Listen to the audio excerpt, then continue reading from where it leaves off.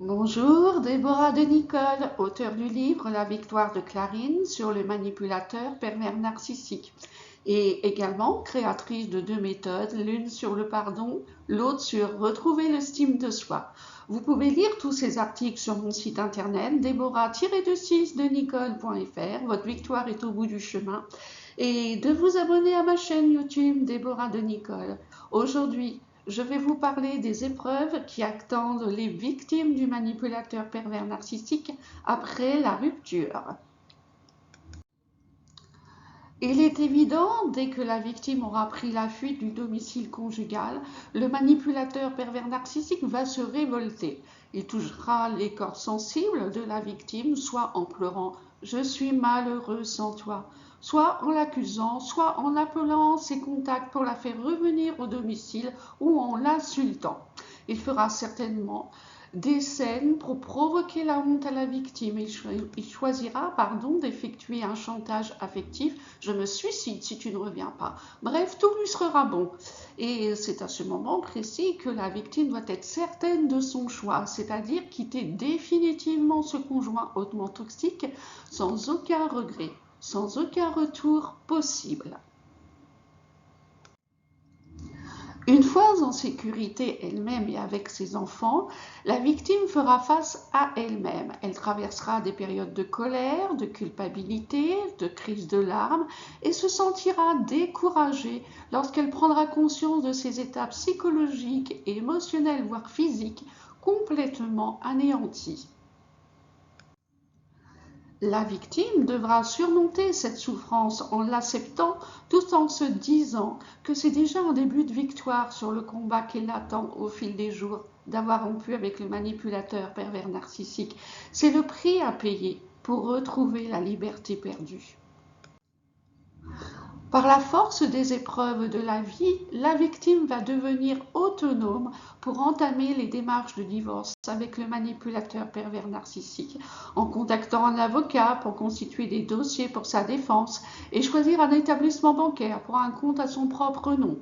Dans tous les cas, une assistante sociale peut être d'un grand secours dans cette situation, surtout si des enfants sont nés de cette union. La victime n'a pas à avoir honte de demander du secours. Nous avons tous un jour besoin d'aide dans tous les domaines de notre vie. La victime doit se souvenir qu'elle a quitté le domicile conjugal pour sauver sa peau et celle de ses enfants. Les autres épreuves pour les victimes sont le risque de se retrouver sans argent car le compte bancaire a été bloqué par le conjoint toxique, ou alors il refuse de régler la pension alimentaire pour les enfants, ou il dénigre la victime auprès des enfants, de la famille, des amis, en se portant lui-même en victime. Et si le manipulateur pervers narcissique quitte le domicile conjugal, c'est une excellente nouvelle, même si la victime est complètement déstabilisée par cette rupture. Cela fut mon cas. Mon conjoint manipulateur pervers narcissique a quitté le domicile conjugal du jour au lendemain. Il voulait que je demande le divorce pour éviter de se salir les mains. J'ai refusé, estimant que je n'étais absolument pas responsable de l'échec de notre mariage. Il m'a insulté de mauvaise femme qui n'aime pas les gens, ou alors était charmant pour obtenir quelque chose de précis de moi. Refusant tout en bloc, les insultes pleuvaient à nouveau. J'ai toujours gardé en tête de ne plus jamais l'accepter dans ma vie. Je l'ai obligé à demander le divorce qui a été prononcé l'année dernière. Il a voulu revenir dans ma vie. J'ai refusé. Une question, ma réponse. Pourquoi la victime a-t-elle peur des épreuves après la rupture avec le manipulateur pervers narcissique? Personnellement, j'avais peur de ne pas savoir faire face à tous ces changements dans ma vie. Je pensais que j'étais incapable de reprendre ma vie en main et donc il me fallait sa présence pour mieux m'en sortir. Mais j'ai compris plus tard que pour m'en sortir, je devais retrouver une bonne estime de moi-même et ainsi retrouver confiance en moi. J'y suis parvenue. Alors, pourquoi pas vous? En conclusion, que la victime quitte le manipulateur pervers narcissique ou l'inverse, des épreuves attendre la victime. Elles ne sont pas insurmontables. Et si le conjoint toxique cherche à revenir, aucune concession, aucun accord ne doivent être signés avec lui, car ils ne sont jamais respectés, même en présence d'avocats ou autres institutions.